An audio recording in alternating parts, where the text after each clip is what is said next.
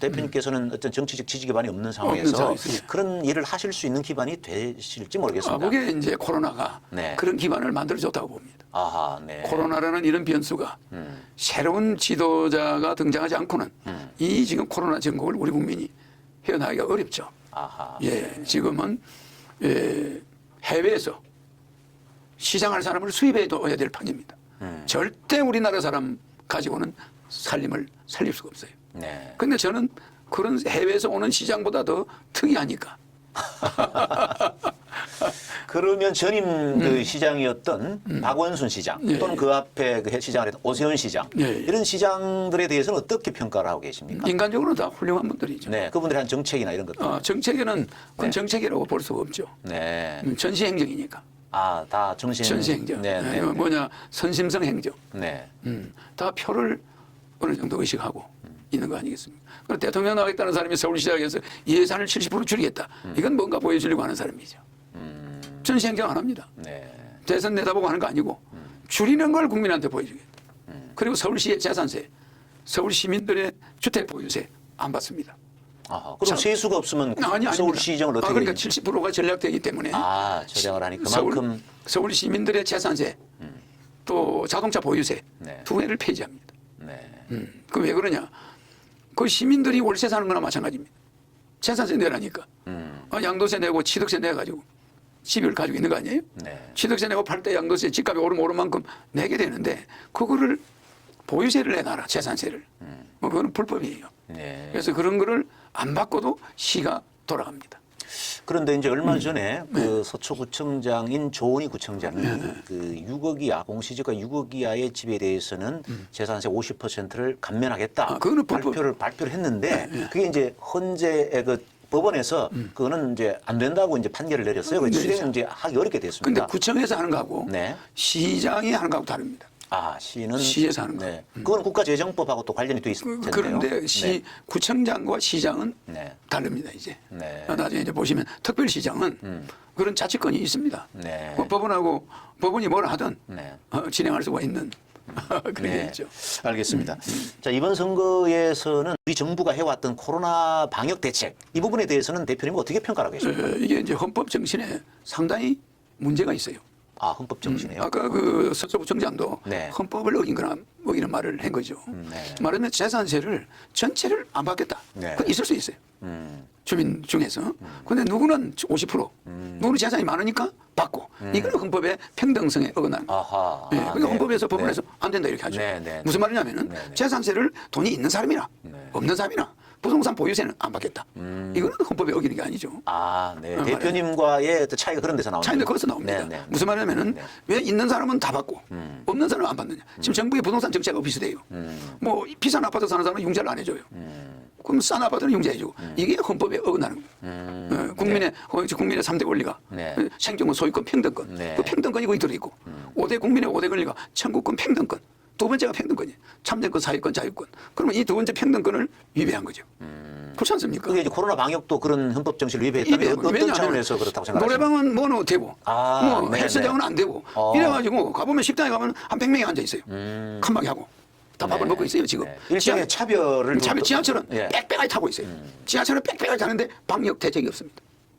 무슨 말이냐면 마스크 하나 쓰는 거 외에는 뭐 다른 방법이 그렇죠. 없죠. 그런데 지하철은 빽빽하게 태우면서 지하철도 2m씩 떼서 타라. 뭐 이러면은 헌법 정신에 위배가 안 된다는데 지하철 인원 제한이 없어요. 네. 제가 이야기하는 건 정말 중요한 이야기입니다. 그렇습니다. 버스 인원 제한이 없습니다.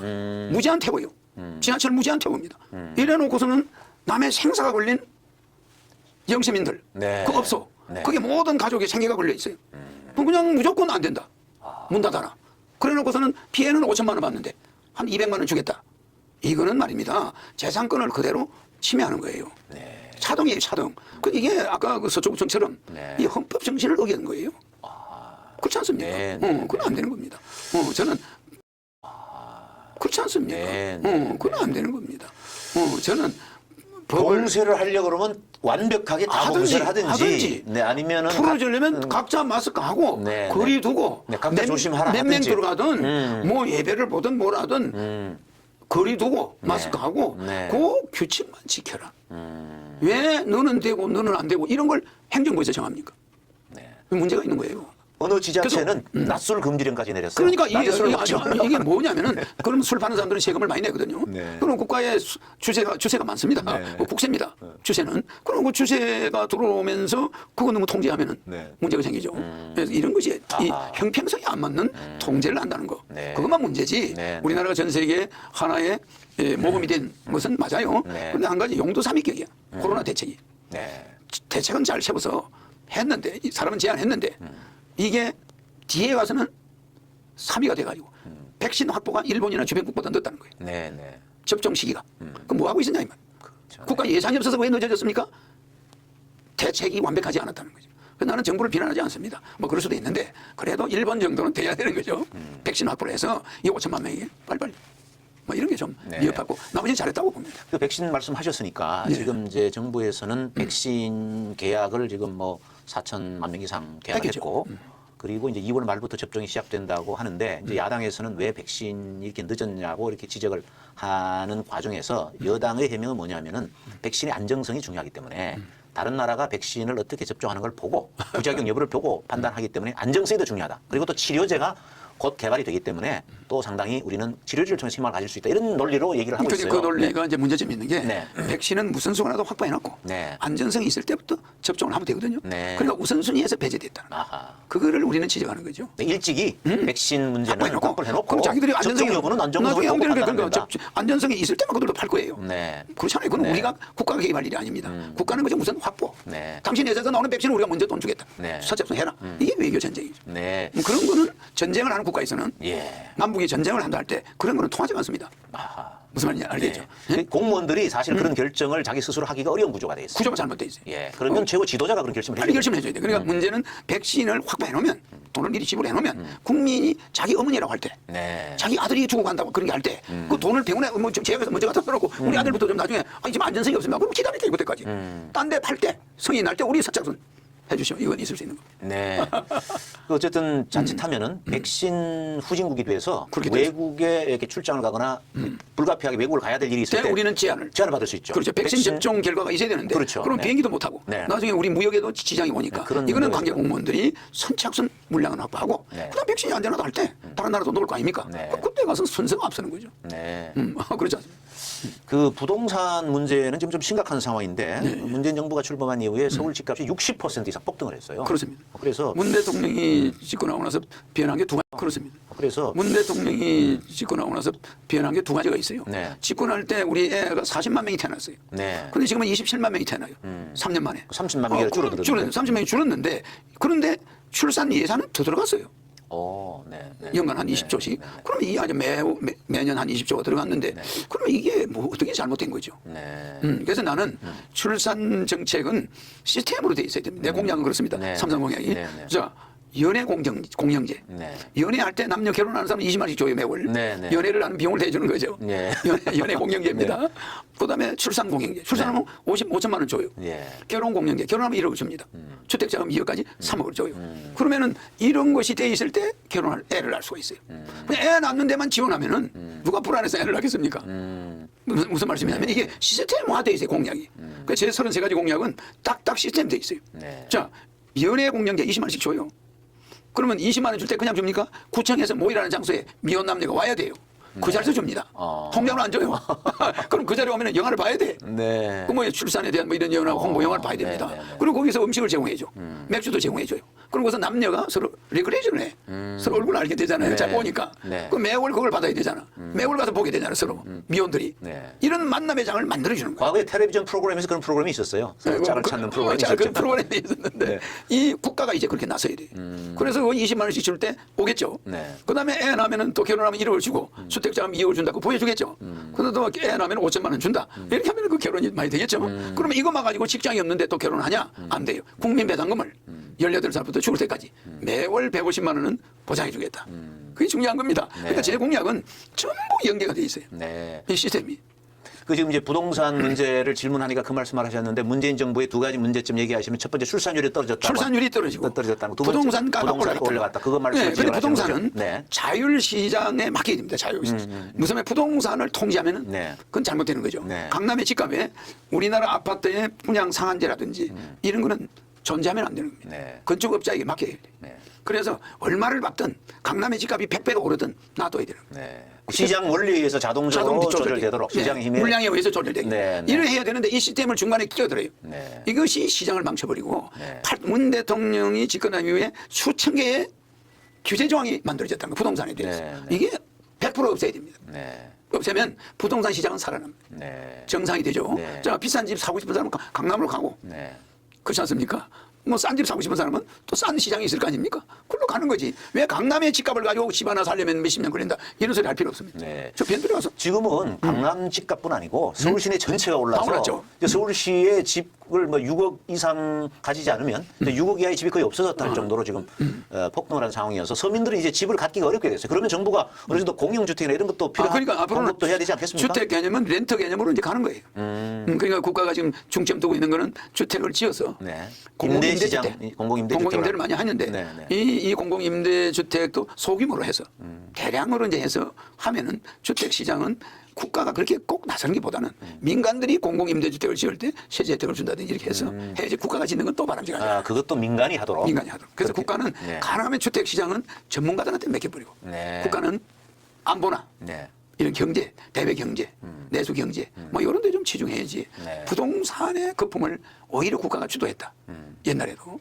과거에 노무현 정부 때도 부동산이 폭등을 했었죠. 폭등했습니다. 사실은 네. 이제 진보 정부가 들었을 때마다 부동산이 폭등을 부동산이 했습니다. 폭등합니다. 그게 이제 정부의 간섭이나 규제 때문에 규제가 더 많이 들어가니까. 그렇게 됐다고 예, 생각합니다. 그래서 부동산은 네. 미국처럼 네. 부동산을 이용해서 각종 여러 가지 모기지를 만들잖아요. 네. 그들은 네, 네. 상품을 만들어요. 그렇죠. 그 전부 민간들이 주도해 나갑니다.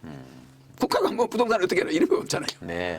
우리 대표님 말씀 들어보면은 정부라든지 또는 시라든지 이런 행정기관의 역할은 최소화해야 된다. 최소화해야 됩니다. 한다는 그런 기본 바탕이 깔려 있는 그렇습니다. 것 같아요. 그게 국민들이 공무원보다 네. 국민들이 공무원보다 시장을 더 잘한다는 거.